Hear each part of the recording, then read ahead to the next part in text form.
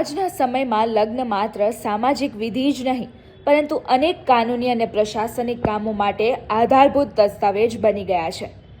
ત્યારે અગાઉ રાજકોટ સહિત રાજ્યભરમાં લગ્નની નોંધણી સબ રજિસ્ટ્રાર કચેરીઓમાં થતી હતી, જેમાં 2008થી રાજ્ય સરકારે ફેરફાર કરી લગ્નની નોંધણી મહાનગરપાલિકાના આરોગ્ય વિભાગમાં ફરજિયાત કરી દીધી છે। રાજકોટ મહાનગરપાલિકામાં છેલ્લા 17 વર્ષમાં મેરેજ સર્ટિફિકેટ નોંધણીની સંખ્યામાં બમણો વધારો નોંધાયો છે।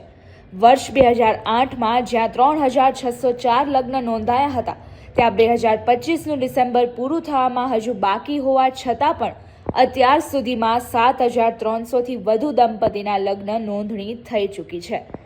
આ આંકડા શહેરમાં વધતી કાનૂની જાગૃતિ અને દસ્તાવેજી પ્રક્રિયાઓ પ્રત્યે લોકોના વિશ્વાસને સ્પષ્ટ કરે છે। ત્યારે બીજી બાજુ ડેસ્ટિનેશન વેડિંગનો ક્રેઝ વધતા લગ્ન નોંધણીમાં થોડો ઘટાડો જોવા મળી રહ્યો હોય તેવું પણ લાગી રહ્યું છે। હાલ પાર્ટી પ્લોટ અને ડેસ્ટિનેશન વેડિંગનું ચલણ વધ્યું છે, જેના કારણે રાજકોટની હદ બહાર થતા લગ્નો પણ વધી રહ્યા છે।